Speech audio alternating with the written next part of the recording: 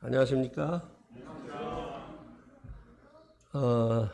2주 만에 뵙는 분들이 많이 계신 것 같습니다. 수요일 날은 제가 참석을 했기 때문에 수요일 날 뵀었던 분들은 계속 뵀는데 주일 날 뵙는 성도님들은 2주 만인 것 같습니다. 기도해 주셔서 경남 사천 교회 복음 상담 집회 처음 해봤어요. 대단한 집회였습니다. 장소를 하루에 3곳을 옮겨가면서 보통 6명 오전에 상담을 시작해서 오후에 하고 또 저녁 먹고 또 하고 근데 매번 이렇게 장소를 옮겨가면서 진주, 사천, 그다음에 삼천포 마지막에 삼천포로 빠지더라고요. 네. 그리고 이제 서대문 집회는 매년 그 복음 캠프를 한다고 해요. 3박 4일 동안. 그래서 서대문은 구도자가 60명, 성도들까지 해서 이제 300명 정도가 이렇게 이제 모였는데 이제 그 뭐라고 할까요? 제일 어려운 구도자들. 왜냐하면 어려서부터 복음을 들어가지고 복음은 너무나 잘 알고 있는데 자기가 구원을 받았는지 안 받았는지 아니면 믿고 싶지 않은 사람들. 근데도 떠나지는 못해요. 왜 못 떠나느냐면 아는 게 너무 많아. 지옥도 알고 천국도 아니까 믿고 싶지는 않은데 멀리 갈 수는 없는, 제가 할 수 있는 일이 거의 없는 그런 구도자들이 많이 있었습니다. 그러나 주님께서 도와주시어서 복음 전하고 마지막 날 이제 초청을 하는데 30명은 넘게 40명은 안 되는 것 같게 엄청난 그 구도자들이 주님을 영접했다고 손을 들었습니다. 다 형제 자매님들이 기도해 주신 결과라고 생각을 합니다. 기도해 주셔서 감사를 드립니다. 그 서대문 교회에 지인이 있는 어떤 자매님이 전화를 이제 하시다가 말씀 시간이 되니까 그 자매님한테 끊어 기도해야 돼 이렇게 하셨다는, 그렇게 말씀하셨다는 이야기를 듣고 굉장히 큰 힘이 되어졌습니다. 오늘 말씀은 빌립보서 3장 15절에서 21절 말씀이 되겠습니다.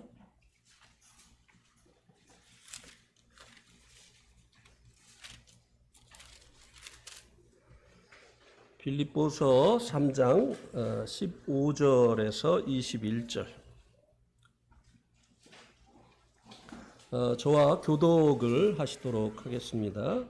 제가 한 절 읽고 형제 자매님들이 한 절 읽어주시고 이렇게 교독을 하겠습니다.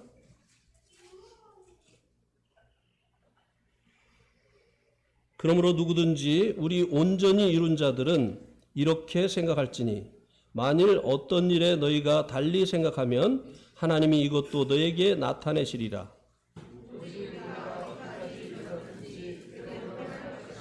형제들아, 너희는 함께 나를 본받으라. 그리고 너희가 우리를 본받는 것처럼 그와 같이 행하는 자들을 눈여겨보라.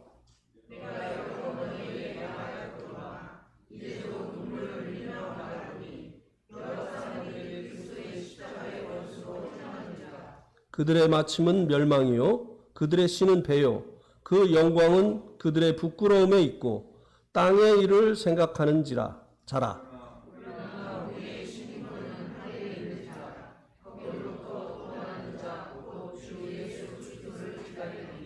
그는 만물을 자기에게 복종하게 하실 수 있는 자의 역사로 우리의 낮은 몸을 자기의 자기 영광의 몸의 형체와 같이 변하게 하시리라. 아멘. 오늘 이 말씀을 가지고 전할 말씀의 제목은 신앙 성장의 목표를 이루는 구체적인 방법입니다. 어떤 방법으로 우리 신앙 성장을 이루어낼 수 있을까 하는 것을 이 본문 말씀을 통해서 말씀을 드리려고 합니다. 그것에 대해서 17절에서 말씀을 해주고 있는데요. 17절에 보면 사도 바울이 빌립보 성도들에게 자신을 본받으라고 말씀해 주고 있습니다. 그리고 18절에서는 그리스도의 십자가의 원수로 행하는 자들에 대해서 말씀을 해주고 있는데요. 이 둘이 신앙 성장을 위해서 목표로 설정을 해야 될 이와 설정을 하면 안 되는 신앙의 모델이라고 하는 것을 말씀을 해주고 있습니다. 그래서 우리가 이 말씀을 통해서 알 수 있는 것은요, 우리가 신앙 성장을 하기를 원한다고 한다면 바른 모델을 설정을 해야 된다고 하는 것입니다. 그래서 이제 오늘 이 본 말씀을 통해서 바른 신앙의 모델, 우리가 이제 신앙 성장의 모델로 설정해야 될 이와, 그리고 설정하면 신앙이 퇴보한다든지 정체하게 되어지는 이런 잘못된 신앙의 모델에 대해서 말씀을 해주고 있습니다. 그 전에 이제 15절과 16절에서는 신앙이 성장한 자들에 대해서 교훈을 주고 있는데요. 그들을 여기 이 본문에서는 뭐라고 말씀해 주고 있는가 하면 온전히 이룬 자들이라고 말씀을 해주고 있습니다. 그런데 이 온전히 이룬 자들이 사도 바울이 앞에 10절부터 14절을 통해서 말씀해 주고 있는 신앙의 그 목표와 달리 생각하는 그런 자들이 있다고 말씀을 해주고 있습니다. 온전케 되어진 자들 중에 여기 말씀에 보면 만일 어떤 일에 너희가 달리 생각하면, 사도 바울이 신앙의 이 성장을 위해서 그리스도를 본받고 또 표대를 향해서 곧 이 그리스도의 심판대를 향해서 나아가야 될 것을 말씀해 주었는데, 온전케 되어진 이들, 그러니까 신앙이 성장한 이들 중에 그것과 다른 생각을 하고 있는 자들이 있다고 말씀해 주고 있는데요. 그들은 이제 자신들은 신앙이 더 성장할 필요가 없는 온전히 이룬 자라고 하는 생각을 하고 있기 때문입니다.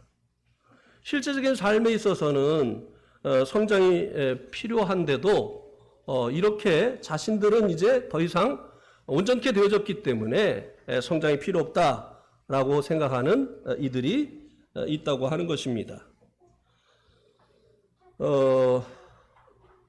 그래서 이런 이들에 대해서 성도들은 신앙 성장의 이런 분들을 모델로 설정을 하면 안 된다고 하는 것입니다.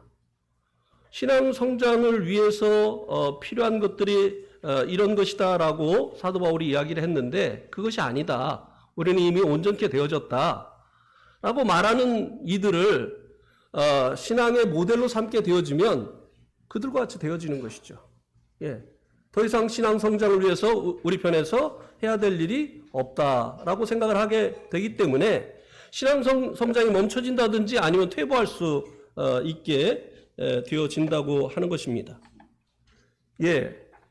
물론 그리스도인들은 신분적으로 온전한 자가 되어졌습니다. 히브리서 10장 14절에 저가 한 제물로 거룩하게 된 자들을 영원히 온전케 하셨다고 말씀해 주고 있습니다.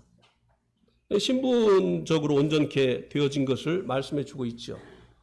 또 이 성도들은 신분적으로 하나님의 자녀가 되었고 그리고 하나님과 함께 이미 하늘에 앉힌 바가 되어진 자들입니다. 그러나 실제적인 삶에 있어서는 온전함을 향해서 나아가고 있는 것입니다. 신앙 성장을 향해서 매진하고 있는 것이죠.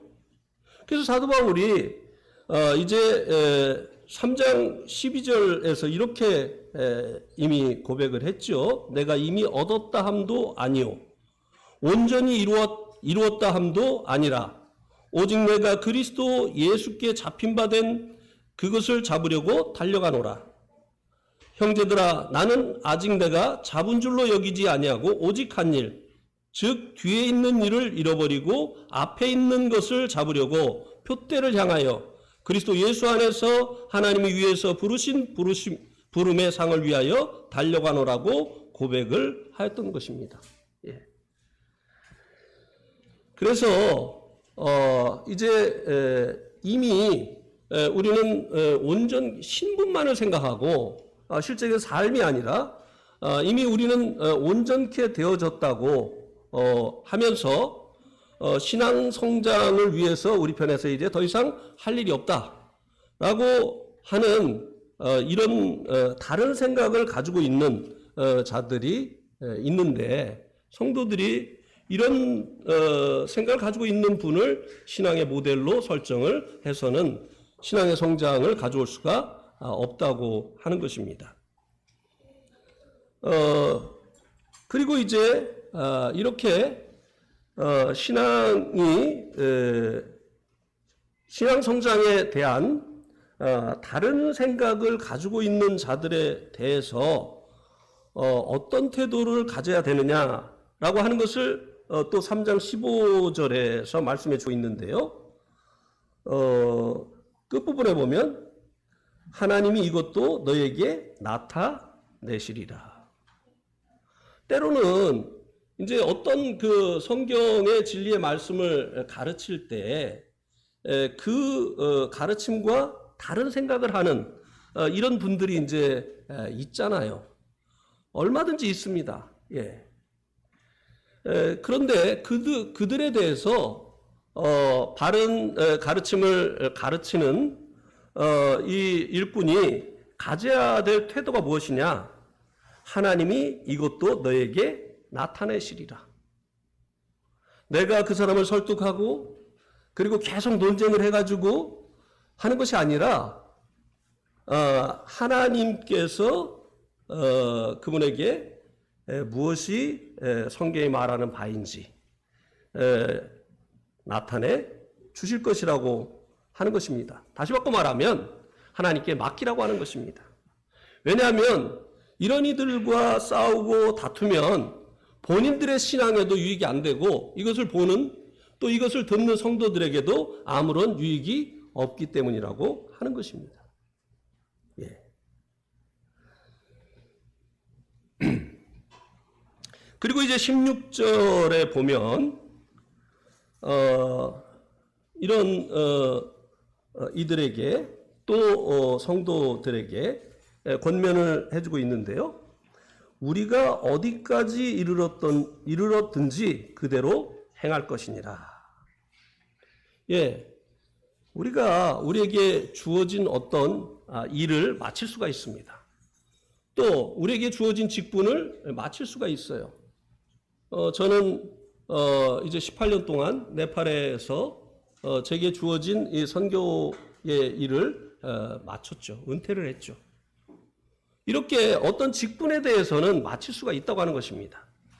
그러나 신앙의 성장은 주님 앞에 설 때까지 지속해 나가야 하는 것이라고 하는 것입니다.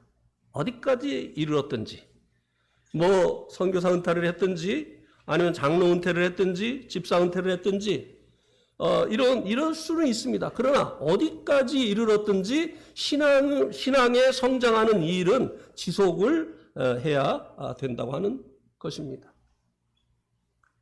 제가 몇 번 말씀을 드렸지만 어떤 분이 이런 얘기를 했다는 거예요. 젊은 성도들을 보니까 당신이 주님을 섬겼을 때와는 너무 다른 그런 모습이 보이는 거죠. 그래서 어떤 형제님에게 요즘 젊은이들은 우리 때 같지가 않아. 왜 이렇게 신앙생활을 하는지 모르겠어. 라고 이야기를 하니까 그것을 들은 형제님이 뭐라고 말씀을 하셨느냐면, 형제님, 이 젊은이들은 형제님의 과거를 알지 못합니다. 이 젊은이들은 형제님의 현재의 모습을 보고 있습니다. 추운 겨울이 되면 따뜻한 지역으로 여행 가시고, 그리고 더운 여름이 되어지면 시원한 북쪽으로 여행 다니시는, 그래서 교회에서 가끔 얼굴이 보이시는 형제님의 현재의 모습을 보고 있습니다. 예. 이 신앙 성장을 위한 일은요, 주님 앞에 서는 날까지 해야 되는 것이에요. 이것은 은퇴가 없습니다. 16절 말씀이 그것을 말씀해 주고 있는 것입니다. 오직 우리가 어디까지 이르렀든지 그대로 행할 것이니라. 죽는 일에까지 주님을 본받기를 원하고 그리스도의 심판대 앞에 이르는 그날까지 부르심의 상을 바라보고 나아가는 일은 주님 앞에 서는 그날까지 해야만 된다고 하는 것입니다. 그 다음에 이제 신앙 성장의 바른 목표, 모델이 되어지는 이에 대해서 말씀을 해주고 있는데요. 이해하기가 조금 어렵습니다. 왜냐하면 사도 바울이 자기를 본받으라고 얘기해주고 있어요. 교만한 거 아닌가요? 우리 가운데 신앙 성장의 모델이 바로 나다라고 말하는 사람이 거의 없잖아요. 또 말하기도 힘들잖아요. 예. 그래서 우리는 여기 보면 17절에 보면 형제들아 너희는 함께 누구를 본받으라고요? 나를 본받아. 나가 누구죠? 사도 바울 자신을 본받으라. 예. 우리는 이런 말보다 지금까지 들어온 말이 무엇입니까? 사람을 바라보지 마. 그러면 실족해. 그러니까 주님을 바라보아야 해. 이런 말을 들어왔어요. 근데 사도 바울은요, 그렇게 말하지 않았어요. 너희는 함께 나를 본받으라고 했어요. 한 번만 이렇게 한 것이 아닙니다. 빌립보 성도들에게만 너희는 함께 나를 본받으라고 말한 게 아니에요. 신앙 성장의 그 모델이 자신이라고 이렇게 말한 것이 고린도 성도들에게도 그렇게 이야기를 했습니다. 자, 고린도전서 11장 1절을 보시기 바랍니다.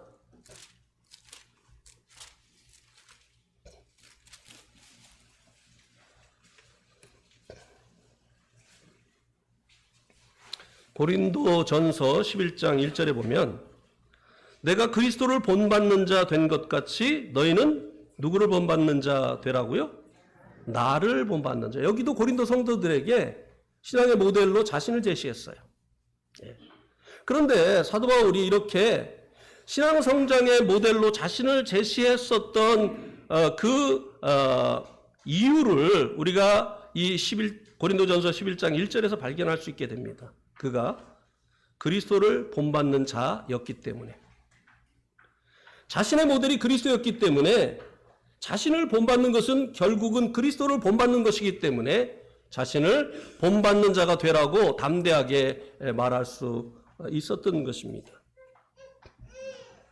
사도 바울의 그 생애를 압축을 해서 사도 바울의 온 생애를 함축을 하고 있는 성경 구절이 있습니다. 사도행전 20장 24절 한번 보실까요? 사도행전 20장 24절.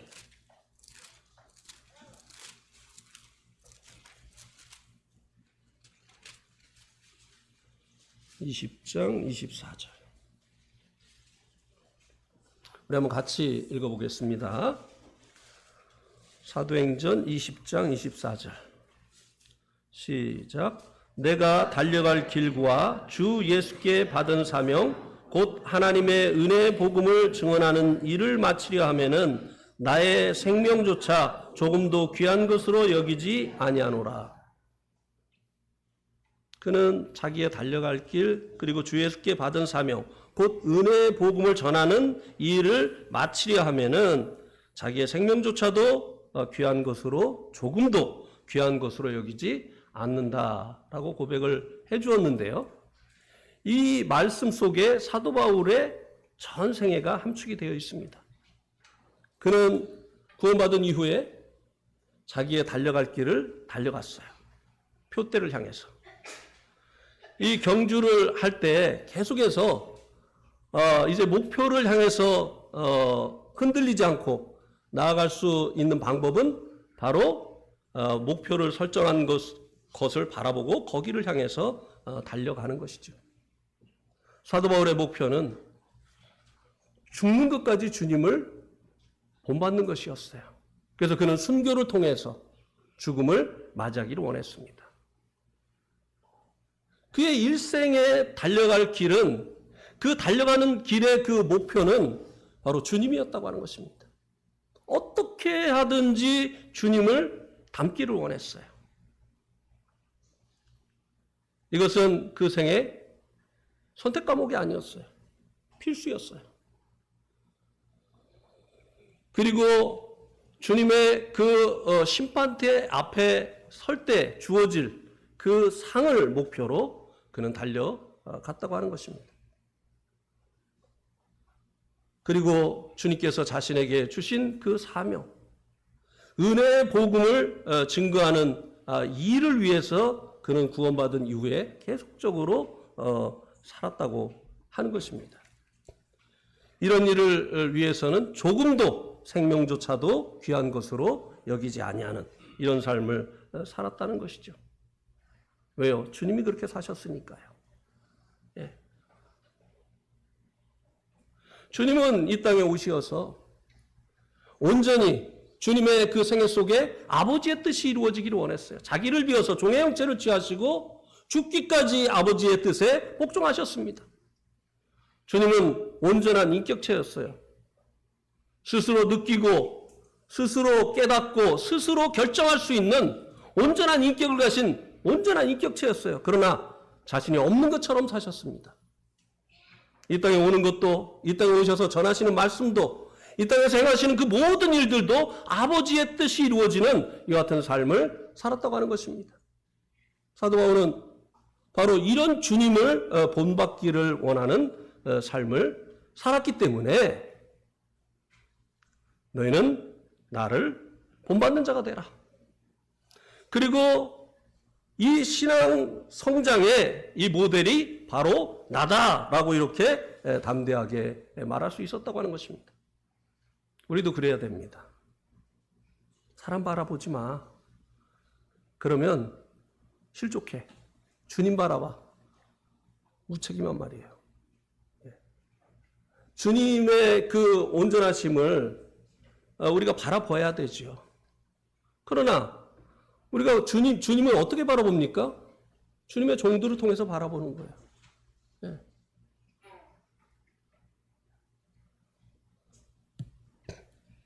이렇게 하게 되어지면요, 스스로 넘어질 수 있는 빌미를 갖는 것이에요. 그리고 넘어지고도 회개하지 않는 것이에요. 우리는 연약하기 때문에 어쩔 수가 없어. 그렇게 하면 안 되죠. 네. 사람에게 잘못을 했으면 가서 사과하고 하나님 앞에 분명하게 자백하고 하나님의 긍휼하심을 기다리고 하는 이런 일들이 필요하죠. 그리스도인들은요, 뻔뻔하면 안 돼요. 뻔뻔한 그리스도인들이 너무 많아요.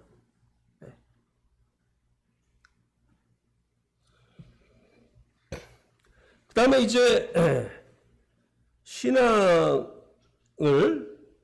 퇴보하게 하는 혹은 멈추게 하는 이 잘못되어진 이 모델에 대해서 말씀을 해주고 있는데요. 18절부터 19절 말씀에서 그것을 말씀을 해주고 있습니다.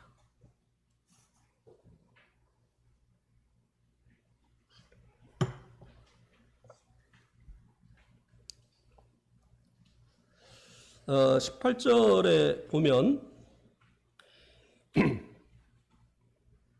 거짓 형제들에 대해서 경고를 하고 또 본받지 말아야 할 자들에 대해서 말씀해 주시고 있습니다.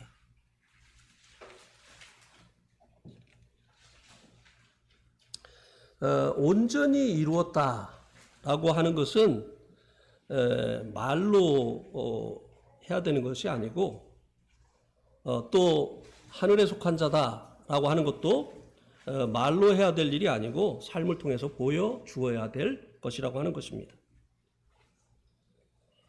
이것이 너희가 17절에 우리를 본받는 것처럼 그와 같이 행하는 자들을 눈여겨보라. 그러니까 여기 보니까 우리를 본받는 것처럼 그와 같이 행하는 자들을 눈여겨보라고 했어요. 네. 그죠? 주님께서요, 제자들을 보내시면서 너희는 가서 모든 족속으로 제자를 삼아 아버지와 아들과 성령의 이름으로 침례를 주고 내가 너희에게 분부한 것을 가르쳐 어떻게 하라고 했어요? 지키게 하라고 했어요. 예. 신앙은요, 하나님의 말씀대로 사는 거예요. 아는 것으로 끝나면 그건 신앙이 아닙니다. 예. 그래서 예수님께서 가르쳐서 지키게 하라고 했어요. 예. 그래서 여기 이 말씀에도 우리를 본받는 것처럼 그와 같이 행하는 자들을 눈여겨보라. 이렇게 말씀해 주고 있습니다. 예.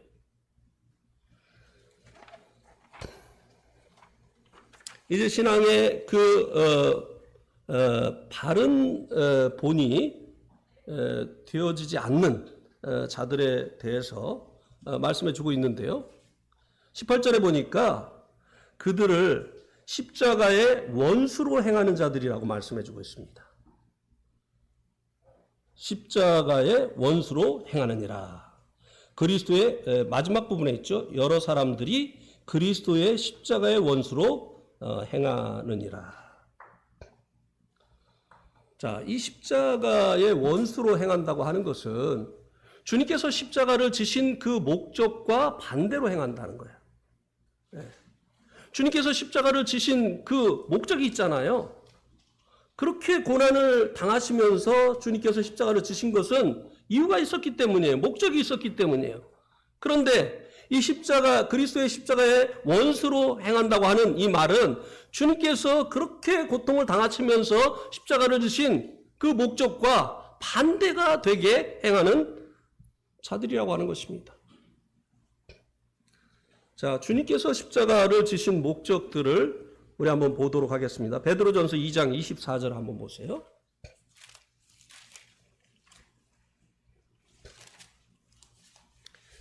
베드로전서 2장 24절.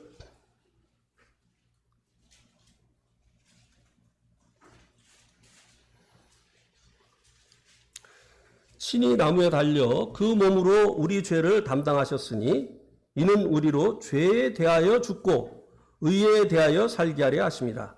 그가 채찍에 맞음으로 너희가 나음을 얻었나니. 여기 주님께서 친히 그 몸으로 우리의 죄를 담당하신 그 목적이 무엇이라고 말씀해주고 있습니까? 죄에 대해서 죽고 의에 대해서 살게 하려 하심이라고 말씀해주고 있습니다. 죄는 우리들의 구원받기 전에 통치자였죠. 로마서 5장 21절이 그것을 말씀해주고 있지 않습니까? 예, 죄는 전에 우리들의 통치자였어요. 그래서 선을 행하려고 하는데 자꾸 악을 행하게 했어요. 우리들이 원치 않는 바 악을 행하도록 했었던 이 전에 우리를 이제 종으로 부렸던 이 통치자였어요. 그래서 우리가 죄를 졌습니다. 그런데 주님께서 십자가에서 우리의 죄들을 담당해 주신 그 목적은 이제 더 이상 이 죄에게 종노릇하지 않게 하려 함이라고 하는 것입니다. 의에 대해서 살게 하려 하심이라고 하는 것입니다. 자, 로마서 6장 6절도 보시겠습니다. 로마서 6장 6절.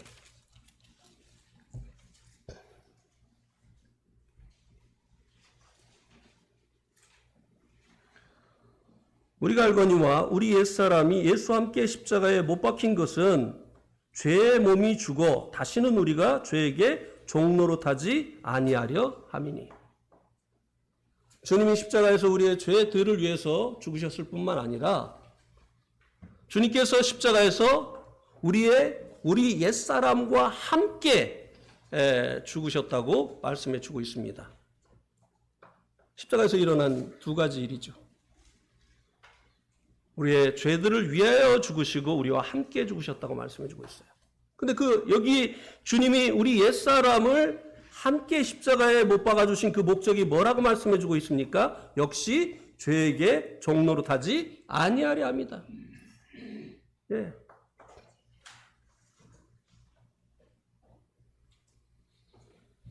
그다음에 이제 로마서 7장 6절을 보시겠습니다. 로마서 7장 6절.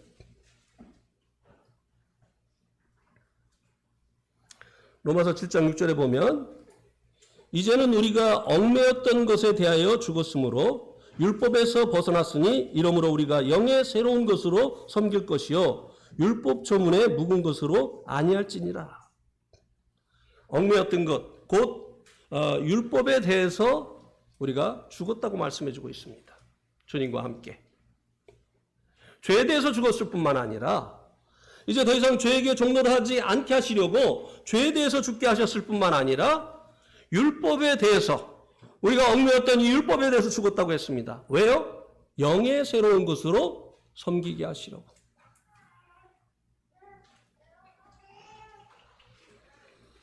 이 갈라디아 교회에 거짓 형제들이 들어왔습니다. 그리고 너희가 예수만 믿어서 구원받지 못한다. 할례도 받아야 된다. 이런 이제 다른 복음을 이야기하기 시작을 했죠. 그래서 성도들을 다시 이 할례를 받으면 이제 온 율법을 지키겠다고 하는 것이 맹세가 되기 때문에 다시 율법으로 돌아가는 것이 되는 것입니다. 그래서 이 구원받은 성도들을 다시 율법 아래로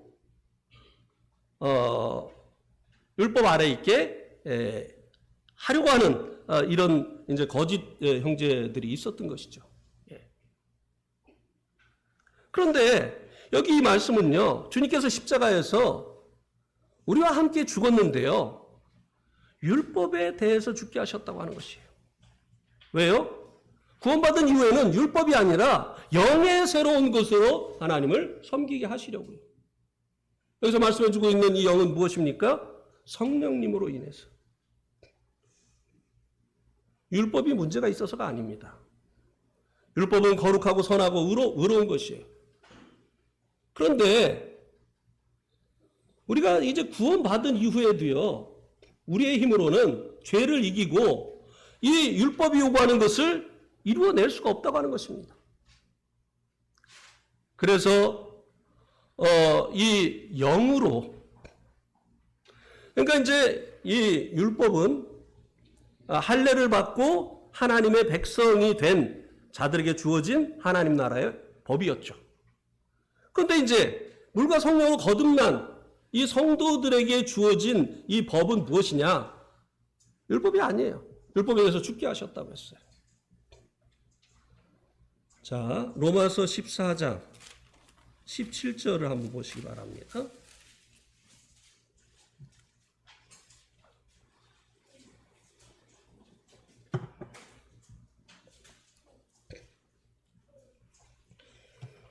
로마서 14장 17절에 보면 하나님 나라는 먹는 것과 마시는 것이 아니요 오직 성령 안에 있는 의와 평강과 희락이라.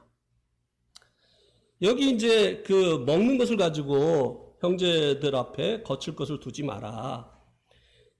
그 음식으로 말미암아 형제가 근심하게 되면 이는 내가 사랑으로 행하지 아니함이니 그리스도께서 대신하여 죽으신 형제를 내 음식으로 망하게 하지 말라.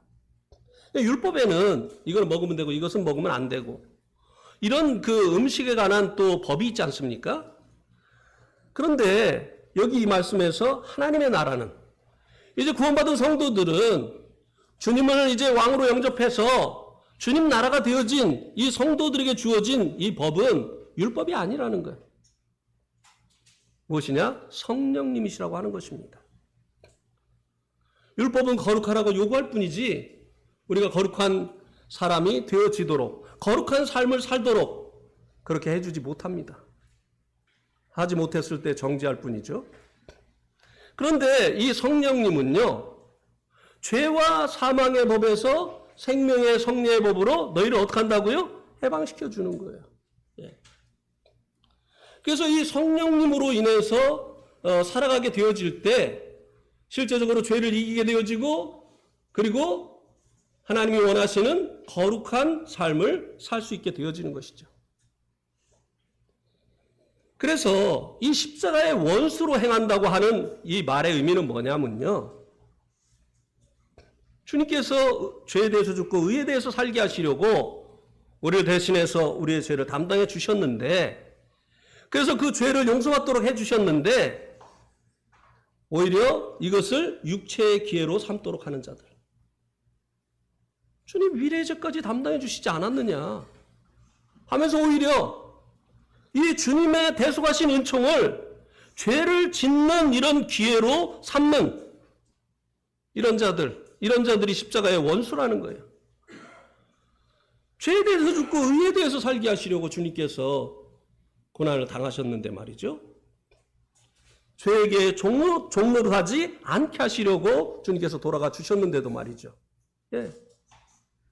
그리고 이제 율법에 대해서 죽게 하시려고 이제 영의 새로운 것으로 섬기게 하시려고 하셨는데도 불구하고 이제 다시 그 율법 아래로 돌아가도록 하는 그래서요 이 당시에 이제 이렇게 성도들을 미혹하는 대표적인 사람들이요 영지주의자들이었습니다. 영지주의자들은 기노스라고 하는 이게 원래 이제 지혜, 지식, 깨달음 이런 단어인데요. 이 기노스라고 하는 깨달음의 이름으로 인해서 구원에 이른다고 그렇게 가르치는 사람들이었어요. 그리고 이 육체와 물질 세계는 죄악되다라고 가르치는 사람들이었어요. 그래서 이 육체는 이 사람들이 이제 둘로 이렇게 나누어졌는데요. 육체는 어차피 죄악되기 때문에 그냥 놔둬도 된다. 그래서 이 영지주의자들 중에 일부는 아주 방탕한 삶을 사는 생활은 영혼은 자신들이 어떤 깨달음을 통해서 구원을 받았다고 하는데 그들의 삶은 아주 방탕하는 왜냐하면 어차피 육체는 죄악되니까 이렇게 사는 사람들이 있었고 또 하나는 육체는 죄악되기 때문에 심판해야 된다 해서 금욕을 하는 금식을 하고 또 잠을 적게 자고 또 결혼하지 않고 이렇게 하면서 금욕을 하는 이 두 종류로 나누어져 있었어요. 하나는 율법주의, 하나는 자유주의. 이 십자가의 원수로 행하는 자들이 바로 이런 자들이었어요. 의에 대해서 종로로 타려고 하는데 구원받았다고 하면서 오히려 더 방탕한 이 삶을 사는 거예요. 주님의 대속을 핑계로 말이죠. 그리고 또 하나는 금욕주의, 율법주의로 가는 거예요. 자기가 스스로 의롭게 되어지려고 하는 것이죠. 그러니까 어떤 사람들이요 보면 성화를요 성불인 줄 알아요. 자기가 스스로 부처님이 되려고 하는 거. 그러니까 아무 욕심도 없는 그런 이제 사람이 되는 거. 예. 그 부처님이 깨달은 게 그거래잖아요. 고집멸도. 예. 고체. 인생 사는 것 자체가 고통이다. 이게 어디서 왔느냐? 집착. 욕심으로부터 왔다. 그럼 어떻게 해야 되느냐? 이것을 멸해야 된다. 멸체. 그럼 어떻게 멸하느냐? 그래서 이제 부처님이 팔정도를 가르쳤잖아요. 이 과정을 통해서 성불을 하라는 것이에요. 네. 그런데 성경은 우리가 거룩해지라고 말씀에 성화가 되어져야 된다고 말씀해 주고 있을 뿐만 아니라 이것을 위해서 성령의 소욕을 좇아서 살으라는 것이에요. 네. 이 성불은 사람이 스스로 하는 것이에요. 그러니까 안 되죠. 네. 겉모양만 내는 거죠. 사람이 있을 때만 그렇게 하는 거죠. 사람들 앞에서만 겸손하지가 하는 거죠. 마음 굉장히 교만해요. 근데 사람들 앞에서 말도 조그맣게 하고 걸음도 천천히 걷고 성경도 여기다 다 이렇게 들고 다니고 근데 속에는 내가 너보다 낫다. 네?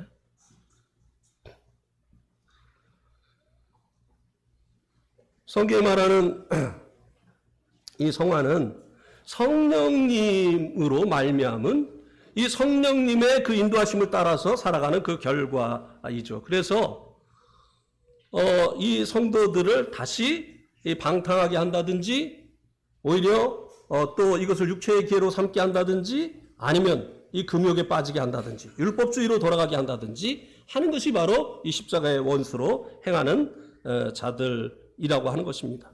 이런 자들을 모델을 삼으면 신앙이 발전할 수가 없죠. 예. 거꾸로 갈 수 있습니다. 제가 말씀을 드렸죠. 어떤 목사님을 만나서 같이 식사를 하는데 이 목사님이 보신탕 집에 데리고 가가지고 그래가지고 이제 보신탕을 시키고 수육도 달라고 하더니 소주도 한 병 주라고 이렇게 시키시는 거예요.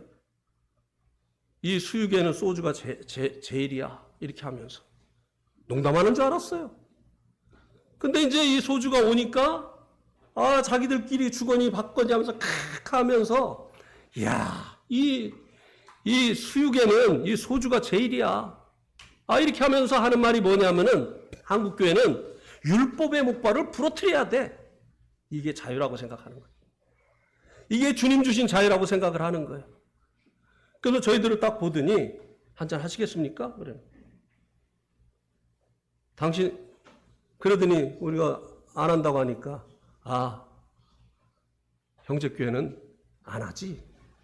마치 비웃는 것처럼 자유하지 못하지. 예.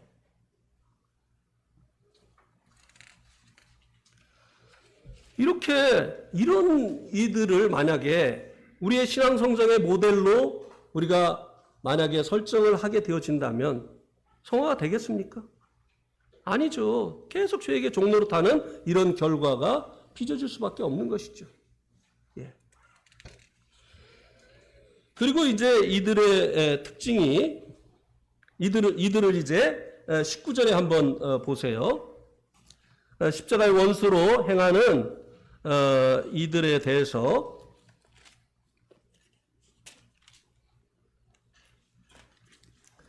19절에 보면 그들의 마침은 멸망이다. 구원받지 못한 사람이다 이 말입니다. 예. 그러니까 갈라디아서 2장에도요. 이렇게 다른 복음을 가지고 들어온 자들을 거짓 형제라고 했어요. 여러분 조화아시죠? 조화가요 생화하고 똑같이 생겼어요. 근데 이거는 생명이 없어요. 그래서 이 조화는요 물 안 줘도 끄떡없습니다. 또 햇빛이 안 비춰도 아무 문제가 안 돼요. 공기가 없어도 아무 문제가 안 됩니다. 이 조화들. 이 거짓 멸망에 이르를 자들이라고 하는 것입니다. 외적인 모양은 갖추었지만 그 안에 생명이 없는 자들이라고 하는 것입니다. 구원받지 못한 자들이라는 것이죠. 그리고 그들의 신은 배가 신이라고 했어요. 하나님이 신이 아니고 배가 신이다라고 했습니다. 이런 그 사상을 가진 대표적인 사람들이 있죠. 누구죠? 배가 신이라고 하는 사상을 가진 사람들. 예, 공산주의자들이죠. 그래서 이 공산주의자들은 등 따뜻하고 배부르면 거기가 천국이고 춥고 배고프면 거기가 지옥이라고 이야기를 합니다. 그래서 잘 먹고 잘 사는 이 세상을 건설하면 이것이 천국을 건설하는 것이다. 그런데요, 심지어는 기독교 지도자들도 이런 것들을 추구한다고 하는 것입니다. 축복을 참 많이 얘기하죠. 예. 매번 축복 기도도 하고 말이죠. 예? 축복, 복 받으라고 하고 이렇게 하는데 그 축복이, 그 복이 하늘에 속한 신령한 복이냐 이거예요. 잘 먹고 잘 사는 거 얘기하는 거잖아요. 예. 심지어는요, 이단들도요, 종말론을 이야기합니다. 그죠? 이단들이요, 다 계시록에서 나왔어요. 예. 이단들이 그렇게 이 종말론을 이야기를 합니다. 그러니까, 종말론을 얘기하면 이 세상은 어차피 끝날 거니까 하늘에 소망을 두라고 가르칩니까? 이단들이? 아니에요. 예. 그렇지가 않습니다. 이제 이 땅에 종말이 왔는데, 계시록에서 말하고 있는 마지막 때에 일어날 일들이 지금 일어나고 있지 않느냐. 지진도 일어나고 이제 아프리카에서는 많은 사람들이 기근으로 죽어가고 있고 또 곳곳에서 전쟁과 난리의 소문이 일어나고 있지 않느냐. 이제 앞으로 더 할 것이다. 그런데 예수는 자기도 구원하지 못했다. 실패자다. 그래서 이 세상을 구원하려고 내가 왔다 하면서 자기에게 속하면 자기의 장막에 들어오면 이 장막이 보호를 해주기 때문에 이제 이런 모든 이 환난으로부터 보호를 받게 되어진다고 하잖아요. 그리고 이제 안 죽는다고 하잖아요. 근데 죽어요, 보면 이단 그 지도자들 보면. 예. 그 영적인 얘기를 하는데 자세히 보면 다 세상 얘기예요. 그래서 이 십자가의 원수로 행하는 이들이 배를 신으로 섬기는 그런 자들이고 또 땅의 일을 생각하게 하는 계속 땅을 위해서 신앙도 하라고 하는 것이죠. 예. 그리고 이제 여기 이제 19절 중간에 보면 그들의 영광은 그들의 부끄러움에 있다고 말씀해 주고 있습니다. 그들이 그들의 그 영광, 자랑하는 것들이 정상적인 성도들에게는 부끄러운 것들이라고 하는 것이에요. 성도가 술 취하고 음행하고 탈세하고 이러는 게 자랑이 됩니까? 그런데 이런 십자가의 원수로 행하는 자들은 이런 것들이 오히려 자랑이 되어진다고 하는 것이에요.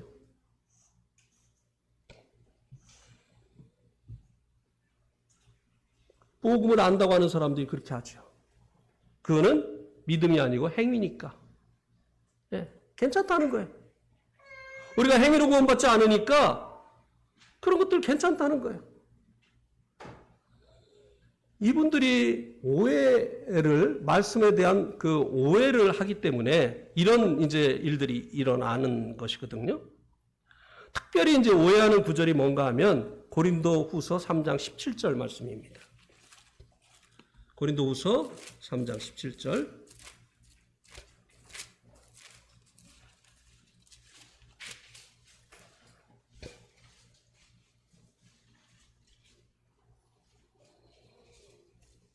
주는 영이시니 주의 영이 계신 곳에는 자유가 있느니라.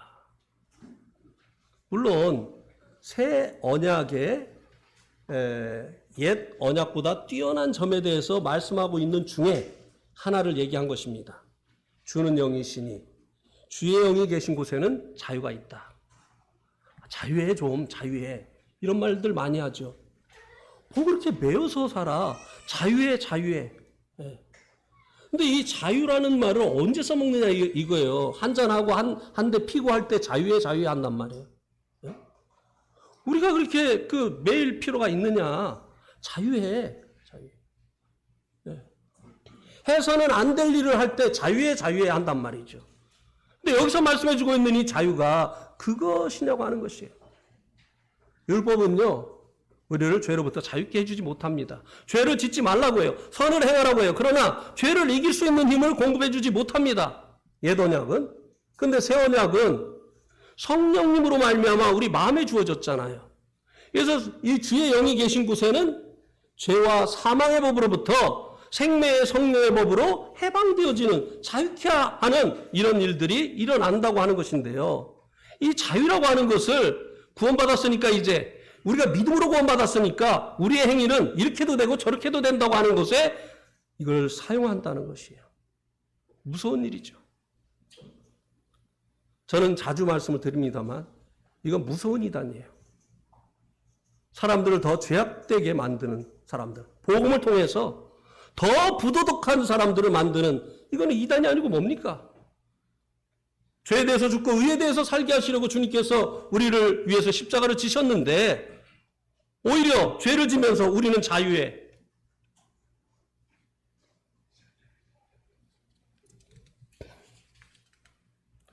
자, 고린도 전서 6장 13절도 한번 보시기 바랍니다. 고린도 전서 6장 13절.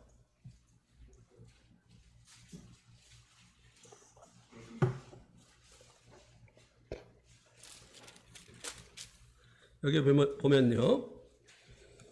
음식은 배를 위하여 있고 배는 음식을 위하여 있으나 하나님은 이것저것을 다 패하시리라.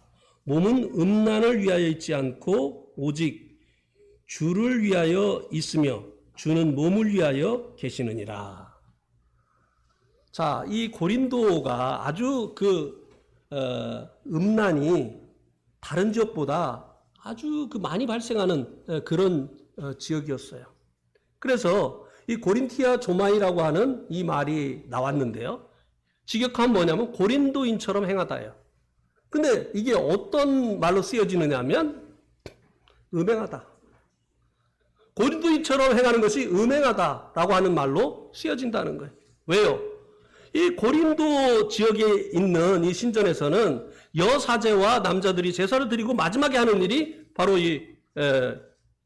그 성관계를 하는 것이었어요. 그래가지고 아주 이 고린도 지역은 아주 음란한 이런 일들이 다른 지역보다 아주 창궐한 그런 지역이었습니다.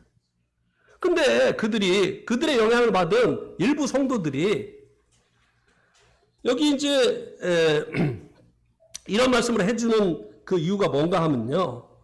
이런 말을 하는 거예요.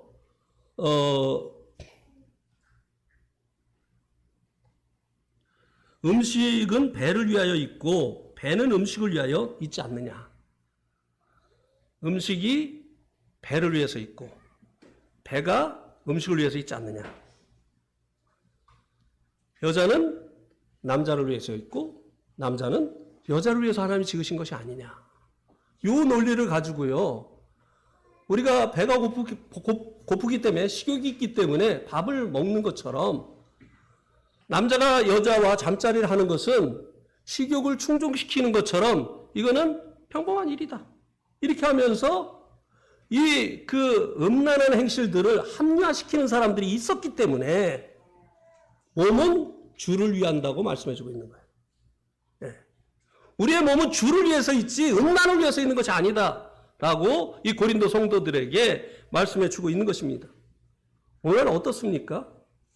기독교인들이 결혼식 하면서 우리나라도 이미 그런 것이 들어왔어요.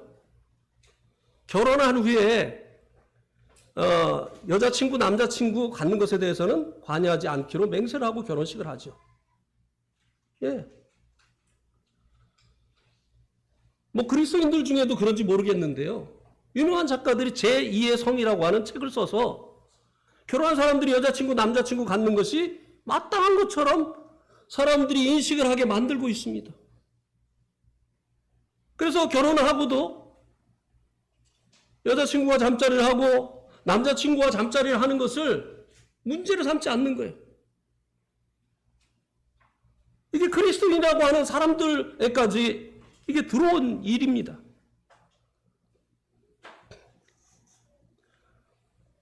이런 것들이 이제 구원받은 성도들에게도 영향을 미치는 거죠. 네.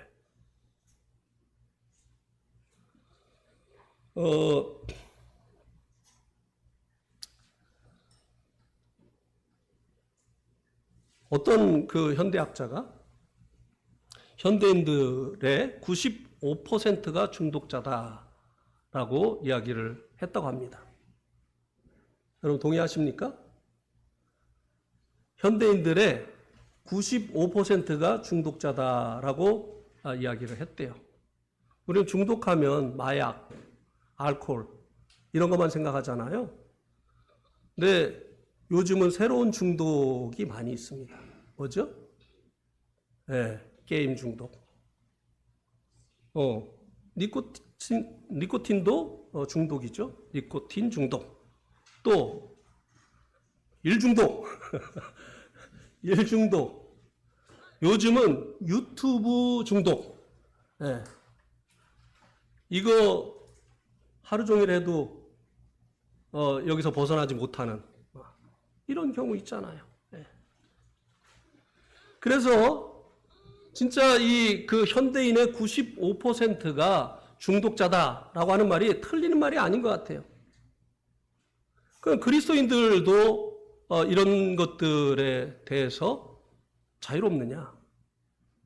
이 십자가의 원수로 행하는 이런 이들이 이것이 취미생활이다, 이것은 문제가 되지 않는다라고 하면서 오히려 이 육체의 기회를 삼도록 하는 이와 같은 일들이 스며 들어오게 되어지면 그리스도인들이 주님께 사로잡혀야 되는데 주님이 주관하시는 삶을 살아야 되는데 무엇인가에 사로잡혀서 살아가게 되어지는 이와 같은 결과가 일어나게 되어진다고 하는 것입니다. 6장 12절 보세요. 고린도전서 6장 12절. 여기에 보면 모든 것이 내게 가하나 다 유익한 것이 아니요 모든 것이 내게 가하나 내가 무엇이든지 얽매이지 아니하리라. 여기 내가 무엇이든지 얽매이지 아니하리라. 이게 영어에 어떻게 써 있느냐면요. But I will be mastered by anything. 어느 것에도 내가 어느 것에 의해서도 내가 주관되어지지 않을 것이다. 때로는 주인이라고 하는 말을 마스터라고 하잖아요. 많은 사람들이요 게임이 주인이 돼버렸어요. 많은 사람들이 알코올이 주인이 됐어요. 많은 사람들이 일이 주인이 돼버렸어요. 주님이 주인 될 수가 없어요. 주님이 말씀하셔도 들을 수가 없습니다. 왜냐하면 중독이 되어버려서.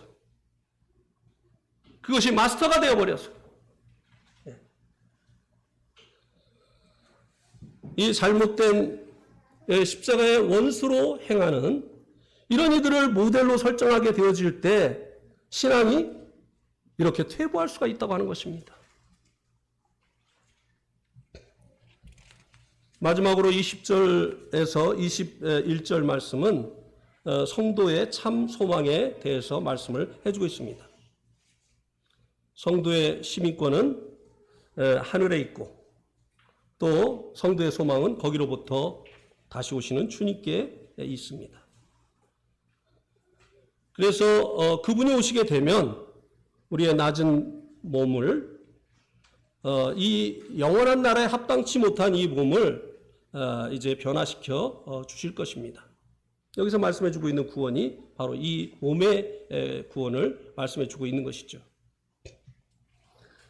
성도들이 아직까지 받지 못한 이 구원, 이 구원의 날이 다가오고 있습니다. 우리가 그날이 되어지면 주와 같이 되어질 것입니다. 우리가 말만 하늘을 지향하고 삶은 땅을 지향하는 이들을 조심합시다. 말뿐만 아니라 그 삶을 통해서 하늘의 시민권자임을 보여주는 이들을 본받게 되기를 바랍니다. 그리고 그 어느 것에도 매이지 아니하고 어느 것에도 중독되어지지 아니하고 주님께 중독된 성도들이 됩시다. 네, 오늘 말씀 여기까지 드리도록 하겠습니다.